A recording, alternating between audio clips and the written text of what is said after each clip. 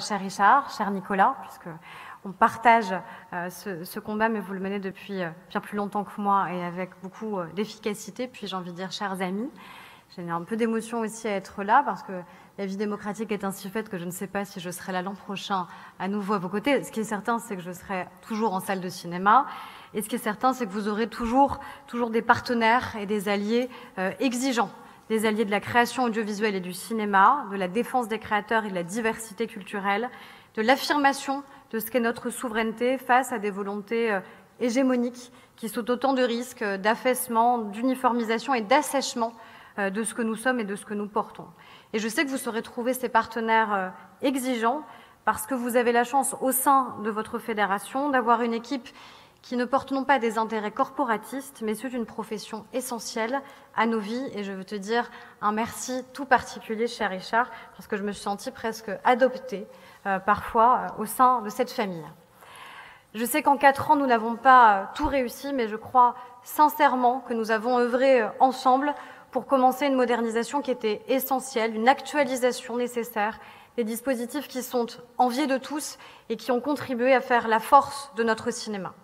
Sauf à accepter leur asphyxie progressive, un changement était absolument nécessaire, à la fois pour garantir le financement de la création, notamment au travers de la transposition exigeante de la directive SMA, et en vérité, elle n'est pas définitivement aboutie, il y aura peut-être d'autres péripéties, pour maintenir une production riche et plurielle, en garantissant aux producteurs, et je salue ceux qui sont présents, la place qui leur revient, et qui ne peut pas être celui d'un prestataire de services, producteur exécutif et non plus producteur délégué, et pour lutter surtout avec détermination contre le piratage. Quand j'ai, jeune députée, commencé à, même si je ne me sens pas si âgée aujourd'hui, mais peut-être avec un peu plus d'expérience, à travailler sur cette question-là, peut-être par atavisme familial, mais aussi au regard des rencontres que j'ai pu faire et des échanges que nous avons pu avoir, j'ai réalisé à quel point nous avions parfois un mur en face de nous, comme si nous étions des affreux ringards, à essayer de défendre ce qui est pourtant la création, face à ce qui reste un pillage, vous l'avez dit, madame, un fléau, et de fait un vol de votre création et de vos métiers. Alors nous n'avons pas tout réussi sur ce sujet, nous avons porté des combats et nous continuerons à les porter parce que je crois qu'il faut aller jusqu'au bout en matière de lutte contre la piraterie, ce qui signifie responsabiliser les internautes, non pas seulement évidemment au travers de messages pédagogiques, même si je me réjouis que le CNC, nous ayons enfin du coup le film qui puisse exister, puisque nous en parlons depuis quelque temps, mais surtout, évidemment, la responsabilisation, elle passera, elle devra passer un jour par le fait que celui qui contrevient tout simplement à vos droits, eh bien, en paye le prix nécessaire et juste, comme on le fait dans d'autres matières. Nous avons aussi quand même considérablement renforcé la lutte contre le piratage, notamment la question de la lutte contre les sites miroirs. Et ça, je crois que c'est fondamental aussi pour vous, par rapport aux métiers, évidemment, qui sont les vôtres. Et puis, nous avons créé l'ARCOM, qui va entrer en vigueur dans quelques semaines presque, et qui doit être une autorité non seulement plus efficace, plus opérationnelle, plus protectrice, mais aussi un véritable partenaire pour l'ensemble de vos métiers, de vos professions. J'aimerais juste peut-être conclure sur 2 choses, si tu me le permets, Richard, et rapidement. On dresse souvent des parallèles entre politique et cinéma. Je ne suis pas certaine qu'ils soient toujours très heureux, même si sans doute que nous nous prêtons parfois à être de bons personnages, et tant mieux si cela permet de remplir les salles de cinéma. Mais nous ne traitons, nous, pas de fiction, mais de la vie des Français, et nous ne sommes normalement ni un divertissement, ni un spectacle, et je crois qu'il vaut mieux laisser cela aux professionnels. Mais je pense qu'on a un autre parallèle qui me paraît plus intéressant à dresser, et c'est celui que vous faites notamment quand vous parlez d'éducation artistique et culturelle. On décrit notre société comme étant souvent une société morcelée, fracturée, et qui nous appelle à affirmer clairement un projet de société.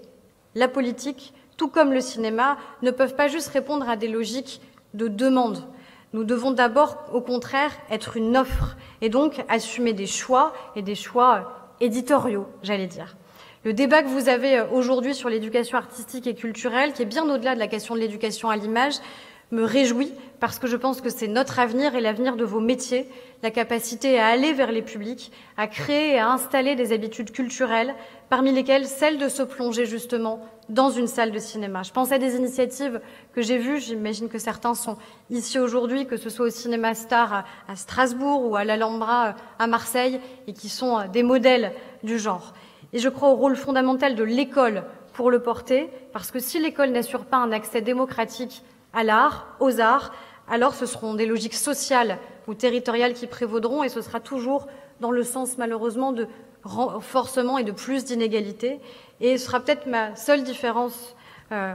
avec votre délégué général du CNC, parce que moi je crois au rôle fondamental de l'État, je sais que vous aussi évidemment, dans l'organisation et dans la mobilisation des moyens pour le service public de la culture. Et je crois que la décentralisation, elle a parfois ses limites en la matière. Vous avez évoqué le rôle des médiateurs, et je ne peux qu'aller dans votre sens. Je crois plus à la déconcentration des moyens de l'État, à la visibilité de l'État dans les territoires, au fait que l'État soit votre partenaire, comme je crois que nous avons essayé et réussi, je pense, à l'être pendant la crise, parce que si nous ne comptons que sur la volonté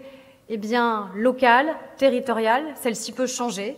Les élections peuvent en changer le cours des choses, et on a vu malheureusement des collectivités qui, du jour au lendemain, ont tourné le dos à la culture, qui du jour au lendemain ont supprimé ce qui est pourtant l'accès à un service public essentiel. Et je crois que l'État doit aussi se réaffirmer et réaffirmer son rôle dans les territoires, et notamment son rôle auprès de vous et dans les cinémas, et notamment sur cet enjeu essentiel de l'éducation artistique et culturelle. Je crois qu'il faut qu'on se batte pour qu'au cœur de nos territoires, le cinéma ait et garde toute sa place, parce que cette fonction unique qui lui est conférée, qui permet de rassembler les Français dans l'obscurité d'une salle pour vivre ensemble, être ensemble et ressentir ensemble, en vérité, il n'y a que vous qui soyez en capacité de le faire. Alors vive le cinéma, vive la salle de cinéma, et merci à vous tous.